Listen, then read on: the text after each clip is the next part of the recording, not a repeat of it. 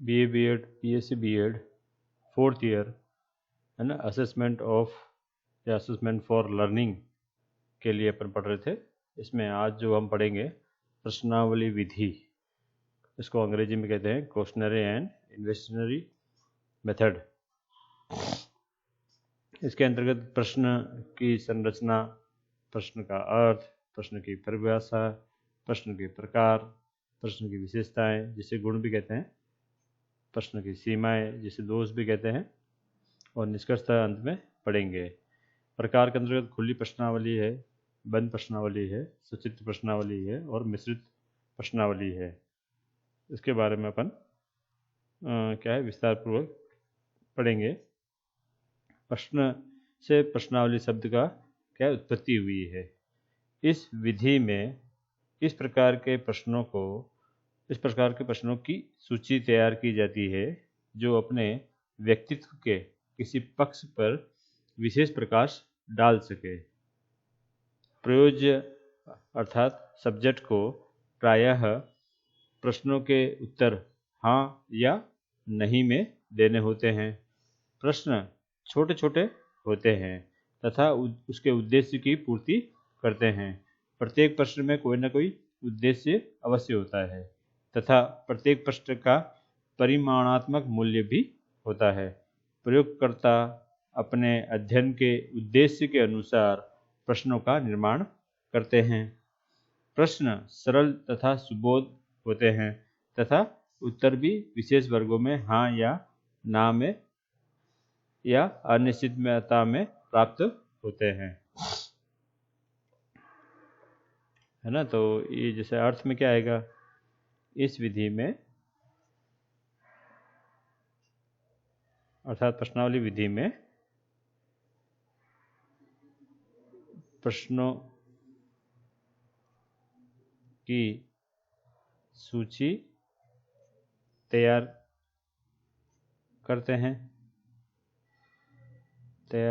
की जाती है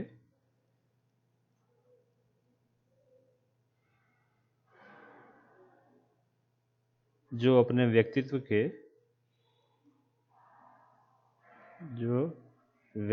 के किसी पक्ष पर विशेष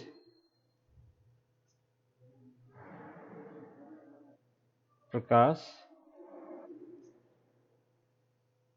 डालती है या डाल सके।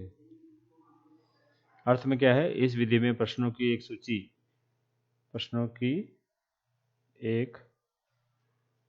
सूची तैयार की जाती है जो व्यक्ति के किसी पक्ष पर विशेष प्रकाश डालती है ना। अर्थात जैसे अपन कोई विषय वस्तु पढ़ा रहे हैं और विषय वस्तु में आज अपन ने व्याकरण को पाठ को पढ़ाया है। व्याकरण के अंतर्गत हम वचन पढ़ा रहे हैं, तो केवल वचन संबंधी जो भी बातें होगी वो उस प्रश्न की एक सूची में तैयार होगी, क्योंकि वचन संबंधी हमें प्रश्न पूछने हैं। तो जब पाठ का विकास किया जाएगा तो वचन के प्रश्न किस प्रकार पूछने हैं, वे प्रश्न किस प्रकार सटीकता को लिए हुए होंगे, किस प्रकार संक्षिप्तता को लिए होंगे, किस प्रकार उसमें जो उद्देश्य है जैसे ज्ञान, बोध, अभिरुचि, अभिवृत्ति, कौशल, है ना, विषय वस्तु के अनुसार कितने हैं और भाषा तत्व के अनुसार कैसे हैं, है ना। अंत में कौशल भी होगा कि किन किन संसाधनों का उपयोग करते हुए आप पाठ को पढ़ाओगे।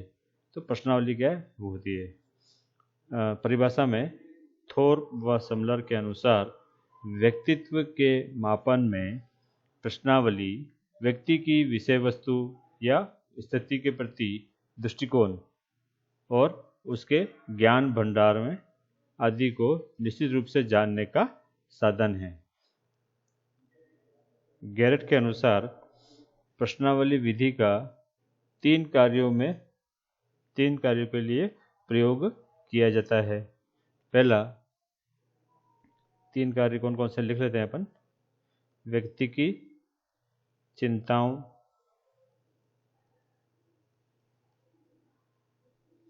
परेशानियों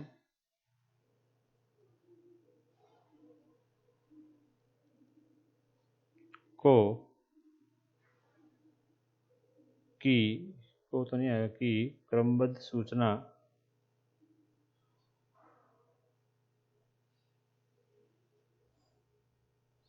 प्राप्त करना पहला काम जो है इसका प्रश्नावली सूची में यह रहता है, विधि में, सूची में तो नहीं कहूँगा। 2, व्यक्ति के आर्थिक, धार्मिक, सामाजिक,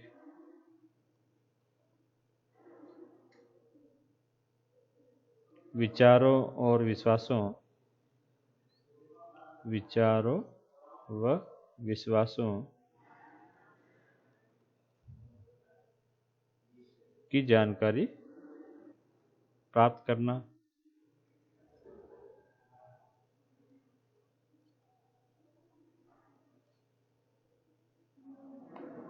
की जानकारी प्राप्त करना।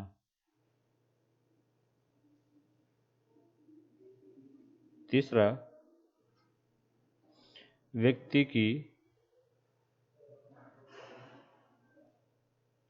कला, संगीत, साहित्य, पुस्तकों,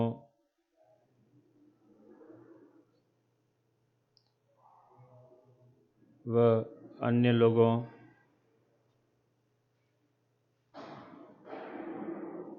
व्यवसायों,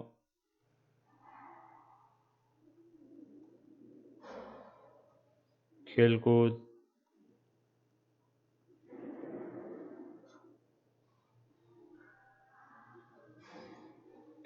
आदि में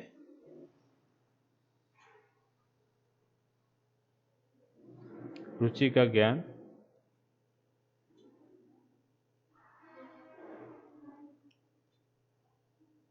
प्राप्त करना।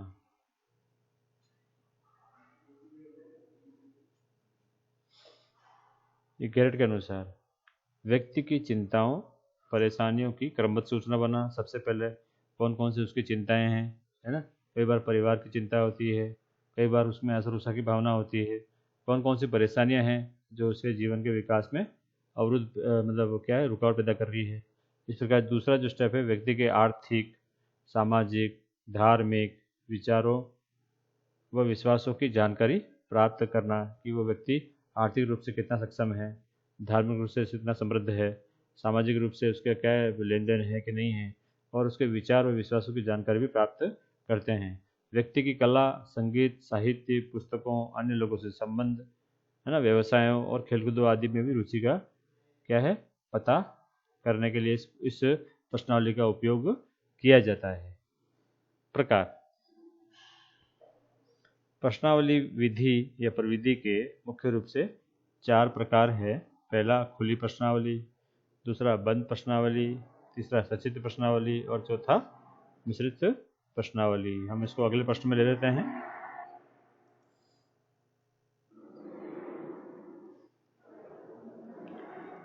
प्रश्नावली के प्रकार, पहला खुली प्रश्नावली, दूसरा बंद प्रश्नावली, तीसरा सचित्र प्रश्नावली और चौथा मिश्रित प्रश्नावली। खुली प्रश्नावली के अंतर्गत इस विधि में प्रत्येक प्रश्न का उत्तर संक्षिप्त में, सटीकता से व शुद्धता से पूरा और लिखकर देना पड़ता है। क्या है खुली प्रश्नावली में, इस विधि में, इस प्रविधि में, ये प्रविधि है टेक्निक, इस प्रविधि में प्रत्येक प्रश्न का उत्तर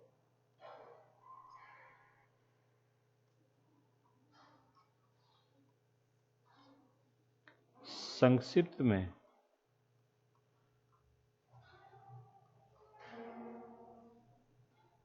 पूरा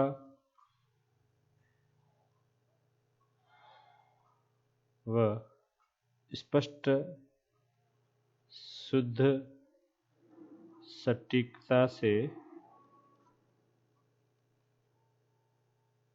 लिखकर देना पड़ता है। तो लघु उत्तर जो होते हैं, है ना, वेरी शॉर्ट क्वेश्चन जिसको कहते हैं, वेरी शॉर्ट क्वेश्चंस, है ना, जिसको हिंदी में बोलते हैं अति लघु प्रश्न। ये क्या होते हैं? एक वाक्य के होते हैं। जैसे मान लीजिए मैंने पूछा कि भारत का राष्ट्रीय पशु का नाम बताइए। तो यहाँ पर आएगा, शॉर्ट में लिखना है आपको, भारत का राष्ट्रीय पशु बाघ है ना। इस प्रकार से क्या है वो होगा। तो क्या है इसमें, क्या है, संक्षिप्तता आ गई है, पूरा आपने लिखा है, स्पष्टता आ गई है, शुद्धता आ गई है और सटीकता भी इसमें देखने को मिली है। दूसरा, बंद प्रश्नावली। ये पहले का उदाहरण है ना। उदाहरण कर लीजिए, उदाहरण बंद प्रश्नावली। इस प्रश्नावली में प्रत्येक प्रश्न के सामने, इस प्रश्नावली में प्रत्येक प्रश्न के समक्ष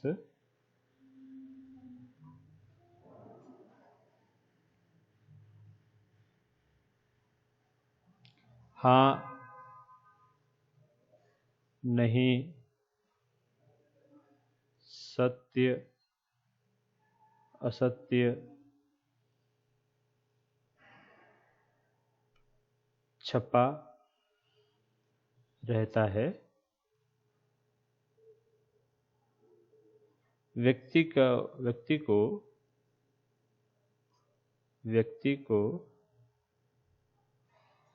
प्रश्नावली का उत्तर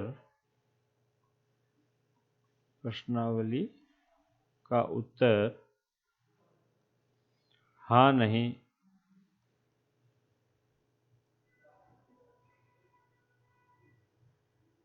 में से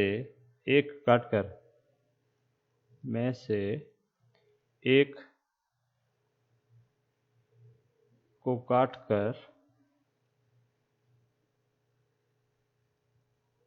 ठीक है, या एक पर, ये दूसरा है, निशान लगाकर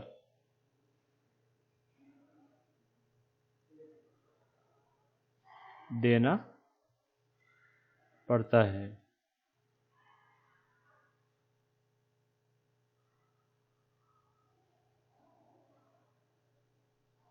ना।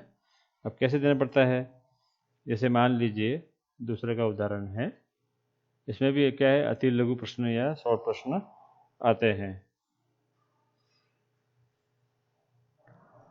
भारत की राजधानी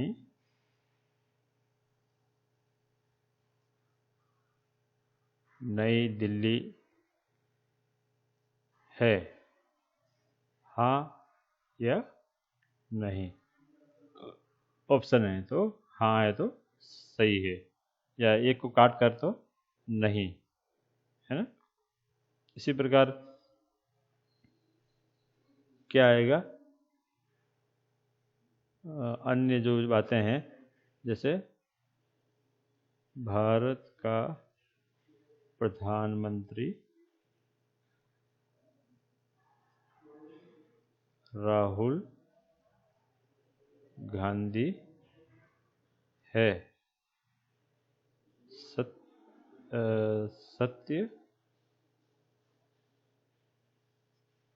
असत्य। तो असत्य है, सत्य नहीं है, क्योंकि प्रधानमंत्री कौन है वर्तमान में? श्री नरेंद्र जी मोदी है। ये दूसरा आपका उदाहरण है। ठीक है, अब हम आगे चलते हैं। सचित्र प्रश्नावली। इस प्रश्नावली में तीसरा जो है आपका, इस प्रश्नावली में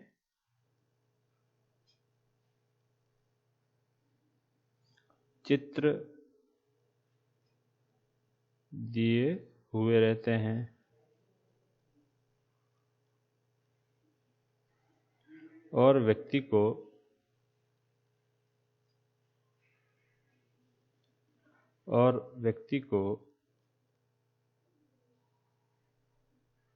प्रश्नों के उत्तर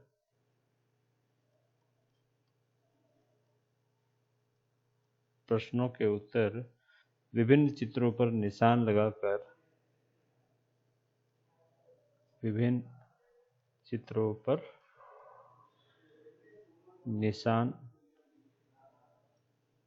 लगाकर देने पड़ते हैं।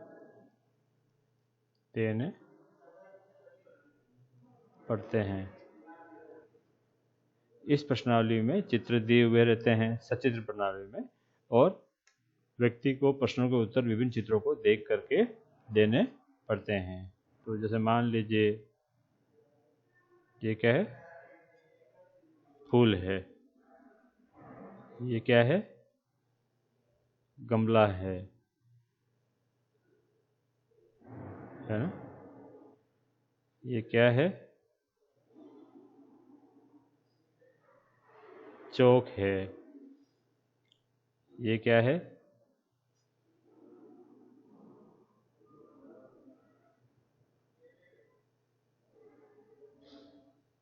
मेज है। तो यहाँ पर आपने जैसे लिख दिया है ना, गमला, नहीं, फिर यहाँ पर जैसे मान लीजिए आपको उसके आगे लिखना है, तो छात्रों को क्या कहते हैं, तीसरा जो उदाहरण है,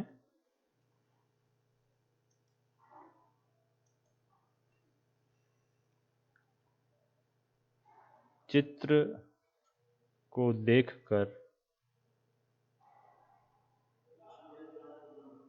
उत्तर लिखिए। सचित्र होता है, तो आपको यहाँ क्या लिखना पड़ता है, ये क्या है, पुष्प। अब पुष्प के पर्यायवाची किसी ने लिख दिया फूल है, तो वह भी सही होता है। यहाँ पर क्या है, गमला, ठीक है, ये क्या है, चौक। अब चौक कोई लिखता है कि नहीं साहब ये लेखनी है, हिंदी में लिखता है, तो यह भी सही है। ये क्या है, मेज, कोई अंग्रेजी में लिख देता है टेबल है ये, तो यह भी सही है ना। इस प्रकार क्या है उसका वो होता है। चौथा, मिश्रित प्रश्नावली। इस प्रश्नावली में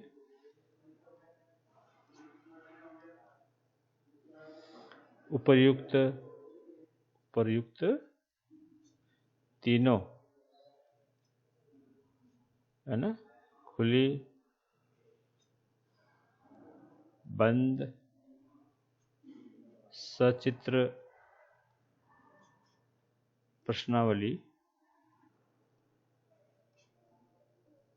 प्रश्नावलियों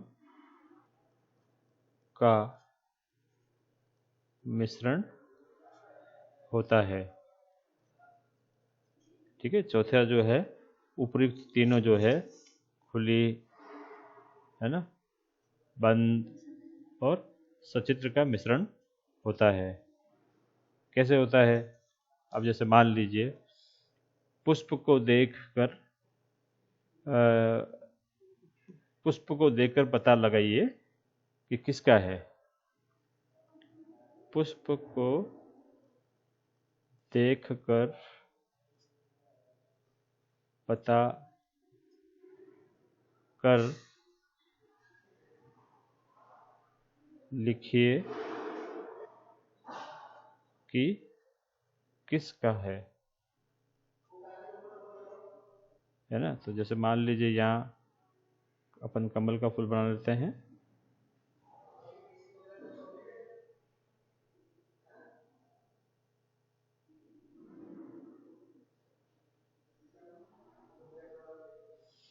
तो अब आप लिख सकते हैं कि पुष्प को देखकर पता कर लिखे किसका है? उपर्युक्त पुष्प कमल का है। किसका है? वह मान लीजिए वो कहता है रंग कैसा है, तो आपको रंग भी इसमें भरना है। उपर्युक्त पुष्प कमल का है तथा इसका रंग कैसा है? पिंक को क्या बोलते हैं आप लोग? गुलाबी। कोई बोलता है पिंक है तो सही है ना, वो अंग्रेजी में बोलता है पिंक है। तो इस प्रकार से क्या है, मिश्रित होती है। तो कई तरह की जो बातें हैं वो उसके अंतर्गत आती है। तो उसमें तीनों ही बातें आ जाती है, सुनना, देखना, बोलना और पढ़ना। तो चारों जो कौशल है वो उसमें आ जाते हैं, है ना। सुनना, बोलना, पढ़ना और लिखना, ये चारों ही कौशल उसमें देखने को मिलते हैं। आपको क्या करना है, ये सभी बातें आपको ध्यान रखते हुए आपको रखनी है। अगला जो है आपका विशेषताएं, है ना। हमने अभी प्रकार पढ़े थे, जो आपका ये तीसरा या चौथा है बिंदु।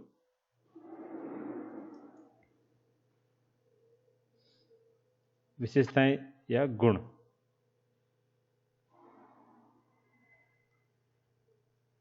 विशेषताएं,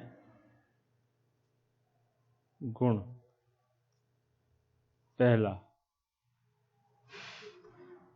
जो बातें भेंट या साक्षात्कार में नहीं बताई जा सकती, उन सब को इस विधि द्वारा प्रकट किया जा सकता है।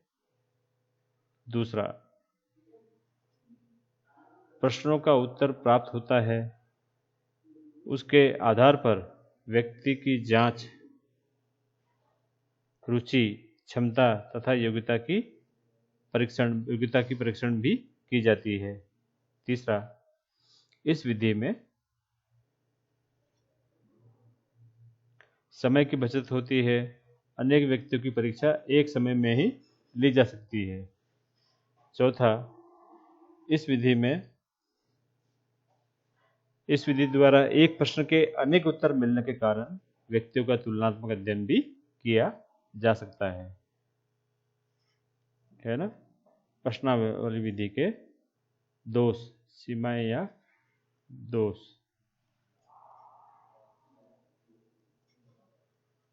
पहला,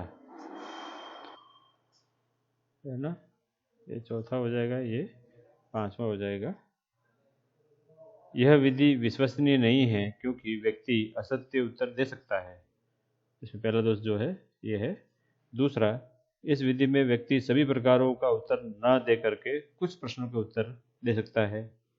तीसरा, यदि व्यक्ति प्रश्नों को ठीक प्रकार से नहीं समझता है तो अशुद्ध उत्तर दे सकता है अथवा अटकल, तुक्का या बिना सोचे समझे क्या है, टिक करने या लगाने का प्रयास कर सकता है। तो अपन यहाँ कह सकते हैं, थोड़ा सा लिख लेता हूँ, जो बातें भेंट या साक्षात्कार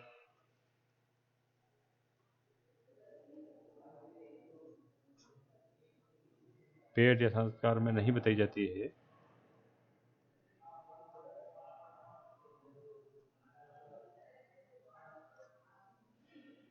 जा सकती, उन सबको इस विधि में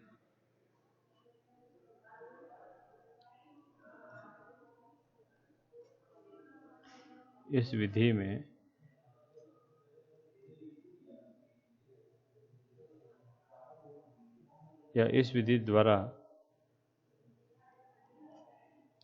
प्रकट कर सकते हैं।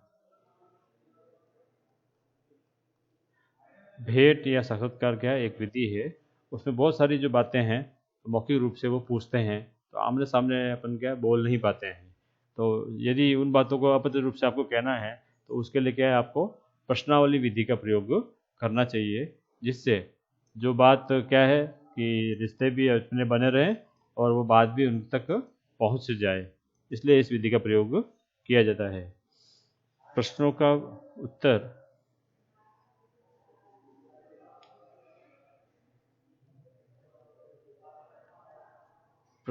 उत्तर प्राप्त होते हैं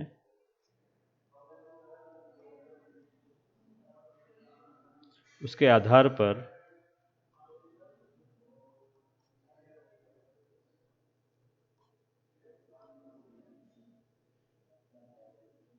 व्यक्ति की जांच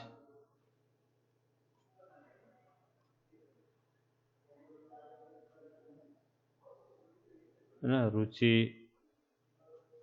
व क्षमता कितनी है उसकी, तथा योग्यता की जांच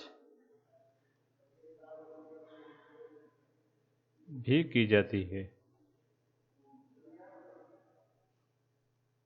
प्रश्नों का उत्तर प्राप्त होता है उसके आधार पर व्यक्ति की जांच की जाती है, या उसकी रुचि अथवा क्षमता अथवा योग्यता की जांच की जाती है ना।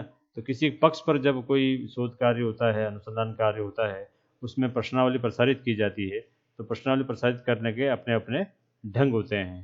तो कई बार जो उसकी व्यक्ति की जांच जो है, किस प्रकार का व्यक्ति है ना, आंतरिक व्यक्तित्व है, बाह्य व्यक्तित्व है ना, या मिश्रित व्यक्तित्व है, तो जो प्रश्न के उत्तर आते हैं उसके आधार पर उसकी जांच की जाती है। यदि आप इंटरेस्ट या रुचि पर कोई शोध कार्य या क्रियात्मक अनुसंधान कर रहे हैं, तो अमुक अमुक बालक बालिकाओं की रुचि किस किस क्षेत्र में है वो पता चलता है। क्षमता, योग्यताएं, जो वो प्रश्नों के उत्तर जो लिखते हैं, उस लिखने में जो लिखावट होती है, उससे उनकी सोचने की शक्ति, समझने की शक्ति, है ना, और उच्च बुद्धि वाला है या निम्न बुद्धि वाला है या सामान्य बुद्धि वाला है, उस योग्यता की जांच भी यहाँ पर देखने को हमें मिलती है। इस विधि में समय की बचत होती है। इस विधि में समय की बचत होती है।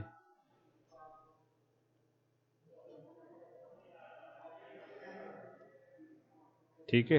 अनेक व्यक्तियों की परीक्षा एक समय में ली जाती है। अब बहुत सारे व्यक्ति हैं, उन सबकी आपको मंशा जाननी है, तो आपको क्या करना, समय की बचत करनी है, तो एक ही प्रकार के जो प्रश्न होंगे उसका फॉर्मेट लेते हुए आप क्या करेंगे, जीरोस कॉपी करा देंगे, और जीरोस कॉपी करा करके सभी व्यक्ति को एक ही जगह आपको बैठा देंगे। क्यों? क्योंकि आपको किसी न किसी व्यक्ति का चयन आपको अपनी नौकरी के लिए करना है। तो नौकरी के लिए चयन आपने 10 व्यक्ति मांगे और 1000 व्यक्ति आ गए हैं, तो उनका टेस्ट के माध्यम से, है ना, प्रश्नावली के माध्यम से क्या है, प्रश्न करोगे, तो अनेक व्यक्तियों की परीक्षा क्या होगी, एक ही समय में आप ले सकते हैं। अनेक व्यक्तियों की परीक्षा एक समय में ली जा सकती है।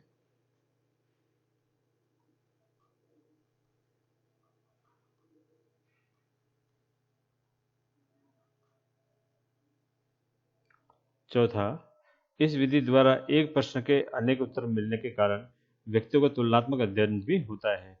अब उन 1000 व्यक्तियों में बहुत सारे उत्तर समानता लिए हुए हैं, उत्तर समानता लिए हुए हैं, इसका अर्थ ये है कि व्यक्ति समानता लिए हुए हैं, फिर उनकी योग्यताएं देखी जाती है, फिर उनसे साक्षात्कार व भेंट किया जाता है, तो उनकी क्या छटनी होती जा सकती है, इसलिए उसमें तुलनात्मक अध्ययन स्वतः हो जाता है। इस विधि में, मतलब प्रश्नावली विधि में, एक प्रश्न के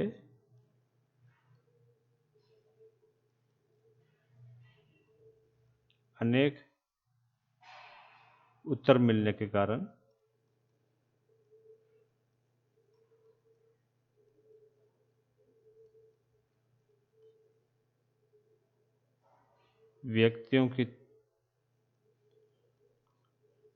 व्यक्तियों का तुलनात्मक अध्ययन संभव है।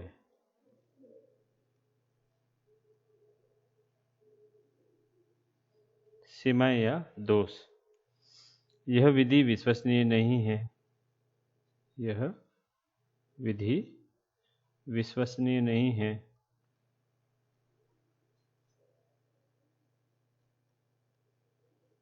क्यों नहीं है?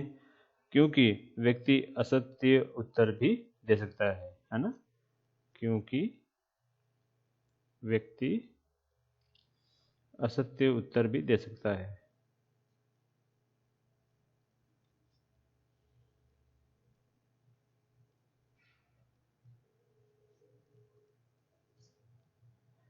इस विधि में व्यक्ति, अब ये इस विधि में विश्वसनीय क्यों नहीं, मतलब विश्वास क्यों नहीं कर सकते हैं? कई प्रकार के जो व्यक्तित्व विशेषता लिए हुए होते हैं, जो क्या करते हैं, जब ये प्रश्न प्रसारित करते हैं तो उसका उत्तर असत्य देते हैं, है ना। अर्थात उनकी जो मूल बातें हैं उसको गौण कर जाते हैं, और जो गौण बातें हैं उनको मूल करके यहाँ पर असत्य उत्तर देने का प्रयास करते हैं। तो ये विधि के सक्सेस या सफलता की ओर अग्रसर नहीं हो पाती है। इस विधि में व्यक्ति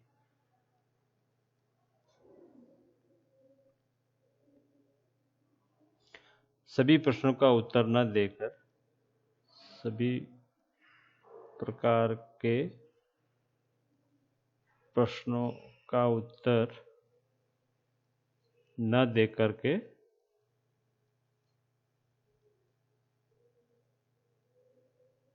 कुछ प्रश्नों के उत्तर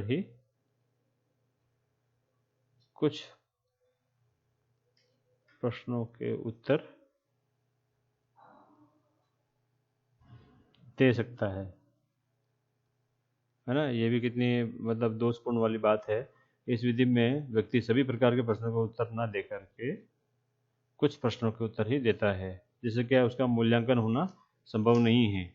उसमें बहुत सारी जो अच्छी बातें हैं उसको आप क्या है, समाज के सामने नहीं ला सकते हो, और वह भी नहीं चाहता है कि मेरी बातें जो है समाज के समक्ष आ जाए, है ना। अगला, यदि व्यक्ति प्रश्नों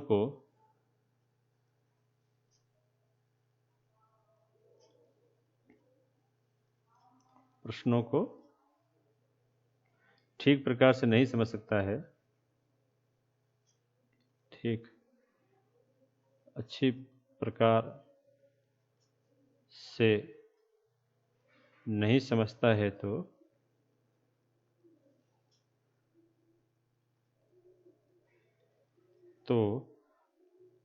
उत्तर गलत हो सकता है, अशुद्ध हो सकता है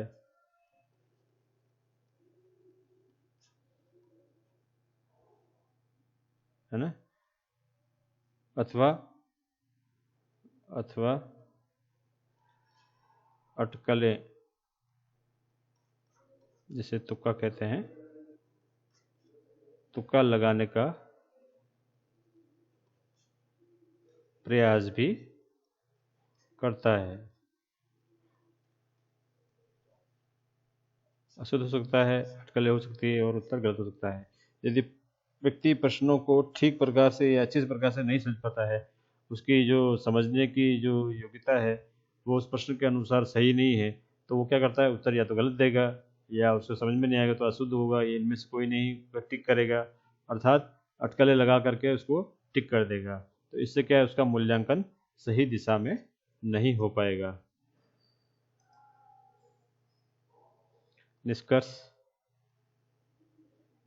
निष्कर्षतः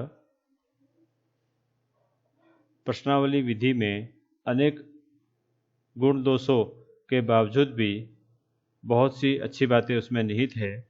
जैसा कि मनोवैज्ञानिक वुडवर्थ ने लिखा है, यदि प्रश्नों की रचना सावधानी पूर्वक की जाए तो प्रश्नावली में पर्याप्त विश्वसनीयता होती है ना। वुडवर्थ ने क्या कहा था?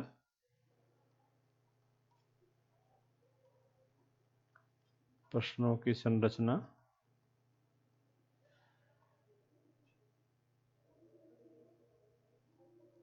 सावधानी पूर्वक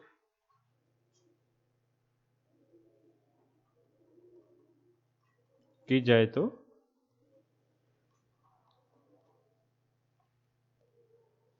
प्रश्नावली में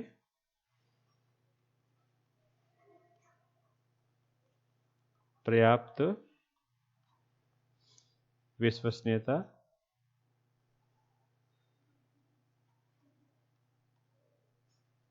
व वैधता होती है ना। विश्वसनीयता और वैधता, ये मुख्य बातें हैं। ये बहुत बड़े मनोवैज्ञानिक है वुड्सवर्थ। उदाहरण जैसे बहिमुखी व अंतर्मुखी व्यक्तित्व का परीक्षण अपने को करने के लिए वुड्सवर्थ के द्वारा निर्मित प्रश्नावली यहाँ पर हम उपयोग कर रहे हैं। क्या आप आसानी से मित्र बना लेते हैं, है ना। आपको क्या जांचना है, अंतर्मुखी और बहिमुखी, है ना। बहिमुखी, अंतर्मुखी व्यक्तित्व या बहिमुखी व्यक्तित्व का पता लगाना है आपको, है ना। तो प्रश्नावली सूची के माध्यम से हम ये बता रहे हैं, क्या आप आसानी से मित्र बना लेते हैं।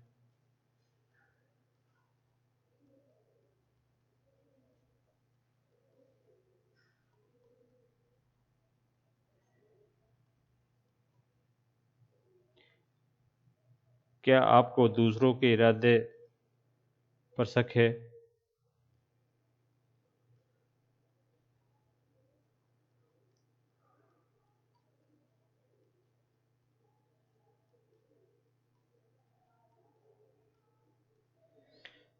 क्या आप में निम्रता की भावना है।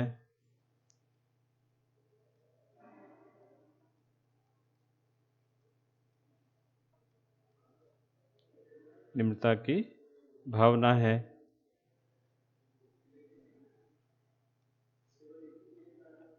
चौथा, क्या आप छोटी छोटी बातों से परेशान हो जाते हैं। छोटी मोटी बातों से परेशान हो जाते हैं। परेशान, है ना, परेशान हो जाते हैं। अब नोट क्या है, यदि इन प्रश्नों में से पहले दो के उत्तर हाँ में आते हैं, है ना, पहले दो के उत्तर हाँ में आते हैं, तो उत्तर देने वाला व्यक्ति क्या है, बहिमुखी है। बहिमुखी है, ठीक है। यदि अंतिम दो प्रश्नों के उत्तर हाँ में आते हैं तो क्या है, अंतर्मुखी है। इस प्रकार क्या है, प्रश्नावली का निर्माण किया गया है। निष्कर्षतः हम कह सकते हैं कि कई प्रकार के दोष होने के बावजूद भी वर्तमान समय में प्रश्नावली बहुत ही उपयोगी है। अनेक परीक्षाओं में इसकी मौखिक व लिखित रूप को तवज्जो दिया जा रहा है और उसे प्राथमिकता देते हुए इसे मौखिक रूप से भी अपनाया जाता है और क्या है, लिखित रूप से भी अपनाया जाता है। अनेक प्रकार की जो प्रतियोगिता परीक्षाएं हैं उनमें इसके रूप देखने को हमें मिलते हैं, इसके प्रकार देखने को हमें मिलते हैं। मुझे सुनने के लिए बहुत बहुत धन्यवाद। अगला जो टॉपिक होगा हम भेंट या साक्षात्कार की बात करेंगे, साथ से संचित अभिलेख है उसकी बात भी हम समय रहते करेंगे। धन्यवाद।